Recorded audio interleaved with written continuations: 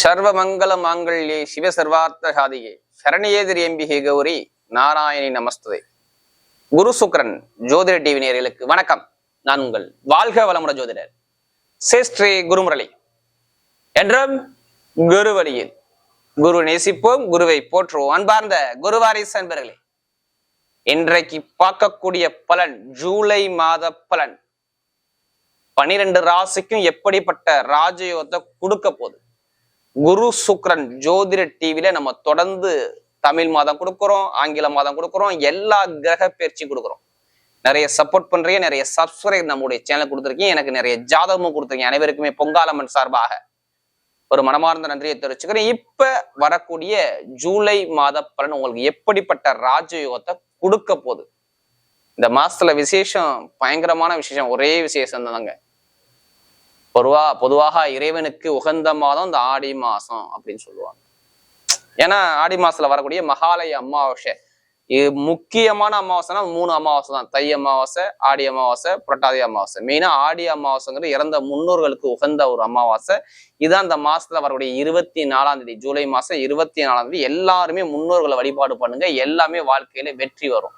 இதுதான் இந்த மாசத்துடைய விசேஷம், வேற எந்த விசேஷம் கிடையாது.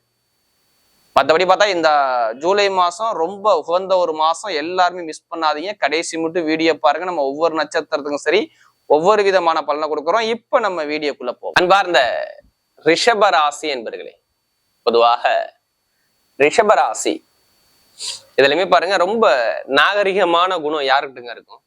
உங்கள்ட்ட மட்டும்தான் இருக்கும். ரிஷபத்துக்கிட்ட மட்டும்தான் ரொம்ப நாகரிகமான குணம் இருக்கும். பயங்கரமா கற்பனை பண்ணுவீங்க. உங்கள்ட்ட பிடிச்ச விஷயமே கற்பனை தான். அழகா கற்பனை பண்ணுவீங்க, அழகா கலைகளை விரும்பக்கூடிய குணம் சூப்பரா இருக்கும்.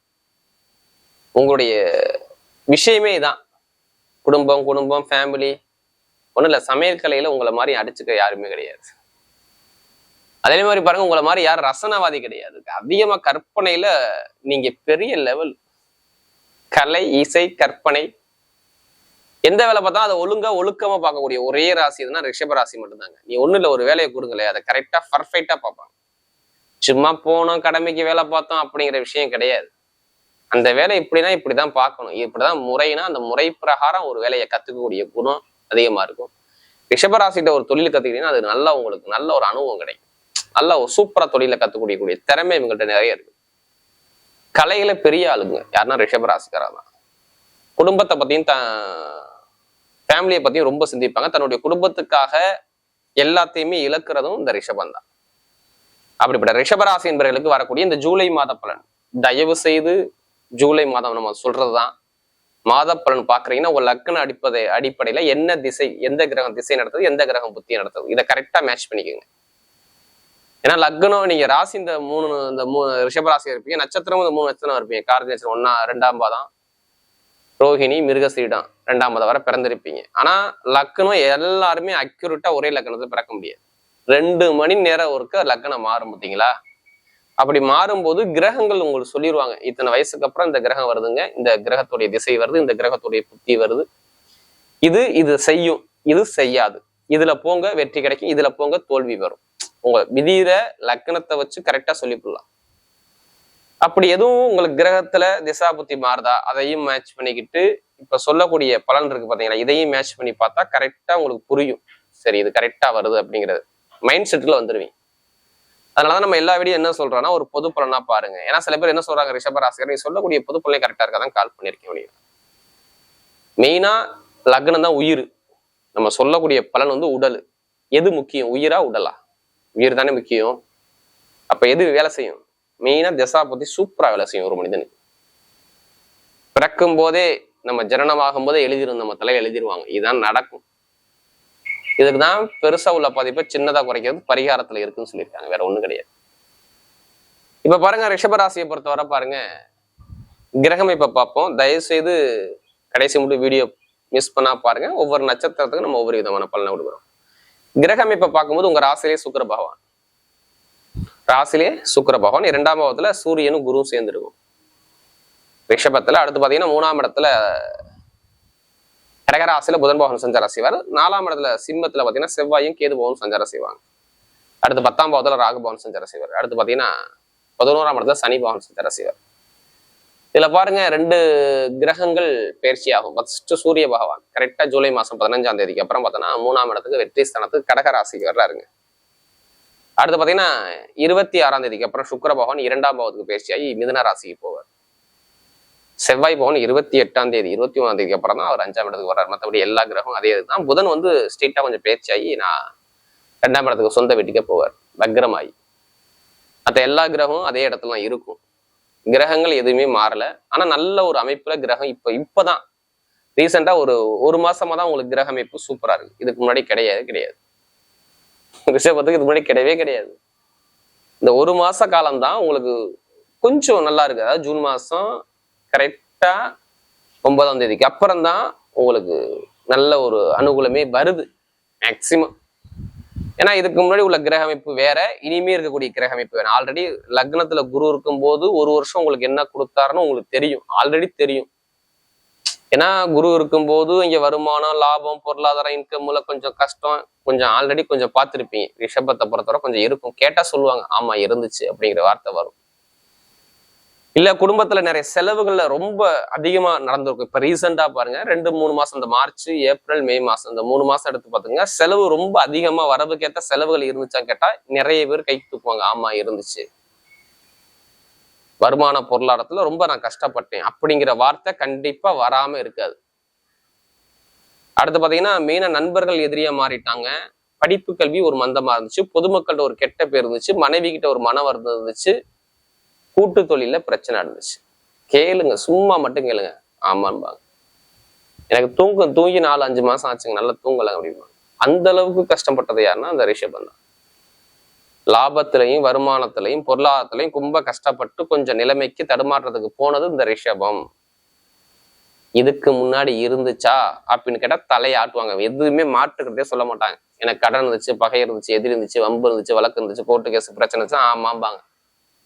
ஒரு இடத்த விற்கலாம் பாக்குறீங்க, ஒரு சொத்தை விற்கலாம் பாக்குறேன், ஆனா விற்க முடியல, சொத்து பிரச்சனை இருக்கு, எனக்கு இட பிரச்சனை இருக்கு, பூமி பிரச்சனை இருக்கு, வழக்கு பிரச்சனை இருக்கு. இப்படிதான் இங்க வார்த்தை வருந்த வரை எதுவும் மாறாது. ஏன்னா அவ்வளவு கஷ்டப்பட்டாங்க லைஃப்ல, அவ்வளோ ஒரு கஷ்டங்கள் ரிஷபத்தை பொறுத்தவரை இருந்துச்சு. இதுக்கு முன்னாடி நடந்தது இப்படி சொத்தோ இடமோ பூமி இது மாதிரி சம்பந்தப்பட்ட விஷயத்துல நிறைய பிரச்சனை இருக்கும். தொழில் ரீதியில கொஞ்சம் பாதிப்பு இருந்திருக்கும். கண்டிப்பாக தொழில் ரீதியில மாமனார் மாமியார் சொத்தா இருக்கட்டும், இல்ல தொழில் ரீதியா இருக்கட்டும், ஏதாச்சும் ஒரு வழக்குகளை பார்க்கக்கூடிய அமைப்பு நிறைய பேர் வந்திருக்கும். இல்ல வண்டி வாகனத்துல ரீசெண்டா செலவு வந்திருக்கும். ரொம்ப நல்லா போயிட்டு இருக்கும் வண்டி வாகனம், அதுல செலவு வச்சிருக்கும். குடும்ப ரீதியில கொஞ்சம் கஷ்டப்பட்டிருப்பாங்க. வேலை நிரந்தரமா கிடைக்கல, வெளிநாட்டிலேயே வெளியூர்ல வேலை பாக்குறீங்க, நிரந்தரமா நல்ல வேலை இல்லை. அரசாங்க எக்ஸாம் எழுதுறாங்க பாத்தீங்களா, அவங்களுக்கெல்லாம் ரிசல்ட் ஒரு எக்ஸாம் பாஸ் பண்ணிட்டாங்க, மறு எக்ஸாம் எழுத முடியல, ரிசல்ட் சரியில்லை, இது மாதிரி தரையில பார்த்தாங்க. இப்ப பாருங்க, எடுத்தவொடனே முதல் பள்ளி என்ன கொடுப்பாரு, வேலை உத்தியத்துல டாப்பா கொண்டாடுவாரு. சூப்பரா கிடைக்கும் பாருங்க வேலை. ஏன் வேலை கிடைக்கும்? உங்க ராசிக்கு சுக்கிரன். கண்டிப்பா வேலை உத்தியோகத்துல வெளிநாட்டுல வேலை பார்க்கணும், வேற நல்ல வேலை சூப்பர் வரையா நல்ல ஒரு மாற்றமான வேலையை கண்டிப்பா அந்த ரிஷப ராசிக்கு இந்த ஜூலை மாசம் சூப்பரா இருக்கு. வேற கண்ட்ரி விட்டே கண்ட்ரி மாறலாங்க. ஏன்னா சுக்கிரன் வந்து கார்த்திகை, ரோஹிணி, மிருகசீரிடம் போவாரு. மேக்சிமம் கண்டிப்பா மாறக்கூடிய அமைப்பு சூப்பரான வேலையா இருக்கும். அரசாங்க வேலை, இல்ல அரசாங்க வேலைக்கு ப்ரொமோஷனு, இது எல்லாமே உங்களுக்கு ஜூலை மாசம் 8ஆம் தேதிக்குள்ள நடக்கலாம், வாய்ப்பு நிறைய இருக்கு. அரசியல் ஃபீல்டு, அரசாங்க வேலை நல்லா இருக்கும். அதே மாதிரி தனியார் நிறுவனத்தை வேலை பார்க்க நல்லா இருக்கும். கணவனுடைய ஒற்றுமையில இருக்கும். திருமணத்துல தடைய வராதுங்க. ஆனா ஏதோ நல்ல விஷயம் நடக்குது திருமணத்துல. எப்படின்னா பக்கத்திலே பொண்ணு கிடைக்கிறது, இல்ல பக்கத்திலே மாப்பிள்ளை கிடைக்கிறது, இதுக்கான அமைப்புகள் நிறைய இருக்குது. காதல் திருமணம், 2வது திருமணம் எல்லாமே ஓகே ஆகி வரக்கூடிய அமைப்புகள் நல்லா இருக்கு. குடும்பத்துல இன்கம் நல்லா இருக்கு, பொருளாதாரம் சூப்பரா இருக்குது. இட சம்பந்தப்பட்ட பிரச்சனை, ஏதோ ஒரு வழக்கு சம்பந்தப்பட்ட பிரச்சனை, கோர்ட்டு கேஸா நீங்க கவர்மெண்டமா அலைஞ்சிக்கிட்டு இருப்பீங்க, அந்த வழக்கெல்லாம் சரியாகும். எப்ப தெரியுமா? கரெக்டா ஜூலை மாசம் 15ஆம் தேதிக்கு அப்புறம் கடக ராசிக்கு வரும் பொழுது, காலபுருஷனுக்கு 4ஆம் இடத்துல வரும்போது இடம், பூமி, சொத்து சார்ந்த பிரச்சனை சரியாகி உங்க பக்கம் தீர்ப்பாகலாம். லக்னத்துல விதியில அந்த சொத்து கிடைக்கும்னா கண்டிப்பா இப்ப கோச்சார கிரகம் கொடுத்துரும். எப்ப? ஜூலை மாசம் கரெக்டா 15ஆம் தேதிக்கு அப்புறம் இடம், பூமி சம்பந்தப்பட்ட வழக்கோ எப்படிப்பட்ட வழக்கம் சரியாகும். திருமண வாழ்க்கை நல்லா இருக்கும், குழந்தை பாக்கிய நிறைவு கிடைக்கும். வெளிநாடு வெளியூர்ல மிகப்பெரிய ஒரு அமைப்பு வரும். பாத்துக்கங்க. தொழில் பண்றவங்க தைரியமா இறங்கி பண்ணுங்க, தொழில் சூப்பரா இருக்கும், எந்த ஒரு தடையும் கிடையாது. தொழில்ல இனிமேல் லாபம் இருக்குங்க. ஏன் அப்படின்னா என்ன காரணம் பாத்தீங்கன்னா, சனி பகவான் உத்திரட்டாதி நட்சத்திரத்துல போறாரு. வீடு கொடுத்த குரு பகவான் பாருங்க இப்ப திருவாதிரை நட்சத்திரத்துல போறாரு, 9ஆம் வீட்டு விசாரத்துல போறாரு. அப்ப தொழில மிகப்பெரிய சாதிக்கிற யாருன்னு நீங்களா இருப்பீங்க. பெரிய அளவுல பிரம்மாண்டமா பண்ணணும். வெளிநாட்டை பண்ணா சரி, வெளியூர்ல பண்ணா நல்லா இருக்கும்.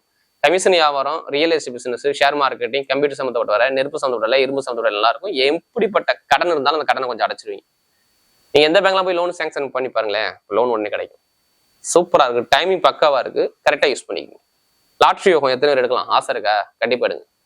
அதுக்காண்டி அதிலேயே பணத்தை போட்டு வரையும் பண்ணாம ஜாதக பார்த்து தசாபதியை பார்த்து லாட்ரி யோகம் எடுங்க, கண்டிப்பா மூவ் பண்ணுங்க, வெற்றி உங்க பக்கம் நிச்சயம். வண்டி வாகனம் பூமி சூப்பரா இருக்கும். Real estate business, ITI field, mechanical துறை, மருத்துவத்துறை, டெய்லர் சம்மந்தப்பட்ட வேலை, எலக்ட்ரானிக் ஃபீல்டு எல்லாமே நல்லா இருக்கும். இப்ப நட்சத்திர பலன், முதல் நட்சத்திரம் கார்த்திகை நட்சத்திரத்துல பிறந்தவங்க, நீதி நேர்மை கண்ணியம் கட்டுப்பாடு ஒழுக்கமான குணம் திறமையான குணம் எல்லாமே சூப்பரா இருக்கும். உங்கள்ட்ட பிடிச்சதே தான். ஆனா இப்ப ஏதோ நல்ல விஷயம் உங்களுக்கு இருக்குதுங்க, சூப்பரான விஷயம் இருக்கு. இடம் வாங்குறது, வீடு வாங்குறது, வண்டி வாங்குறது, வாகனம் வாங்குறது, வெளிநாடு போறது, வெளியூர் போறது, படிப்புகள் ஒரு மாற்றம் பார்க்குறது, தொழில ஒரு மாற்றம் பார்க்க முடியும், சூப்பரா இருக்கு. கணவனை ஒற்றுமை சார்ந்த விஷயம், தொழில ஒரு மாற்றம், உத்தியோகத்துல உயர் பதவி, காதல் திரும்ப ரெண்டாவது திரும்ப ஓகே ஆகக்கூடிய அமைப்புகள், அரசியல் அரசாங்கத்தை சாதிக்கக்கூடிய அமைப்பு எல்லாமே சூப்பரா. ஏன்னா எதுவுமே நீங்க ஏமாத்த மாட்டீங்க, ஸ்ட்ரெயிட் பார்வோட பேசுவீங்க, குடும்பத்து மேல ரொம்ப அக்கறை எடுத்துவீங்க. இனிமே நல்ல ஒரு மாற்றம் உங்க வாழ்க்கையில வருது. ஜூலை மாசம் 15ஆம் தேதிக்கு அப்புறம் படிப்பு கல்வியில டாப்பா வருவாங்க. அரசாங்க வேலை, அரசு மூல அலுவலகம் தேடி வரும் பாருங்க. அடுத்து பாத்தீங்கன்னா ரோஹிணிஸ்ல பிறந்தவங்க, ரொம்ப கற்பனையான குணம் இருக்கும், ரொம்ப கலைகளை விரும்பக்கூடிய குணம், குடும்பத்தை பத்தி ஃபேமிலி பத்தி ரொம்ப சிந்திக்கக்கூடிய குணம் இருக்கும். இனிமே பாருங்க எடுக்கக்கூடிய முயற்சியெல்லாம் வெற்றியாகும். வண்டி வாகனம் வீடு பூமி தொழில் உத்தியோகம் எல்லாமே சூப்பரா இருக்கும். படிப்பு கல்வி நல்லா இருக்கும்.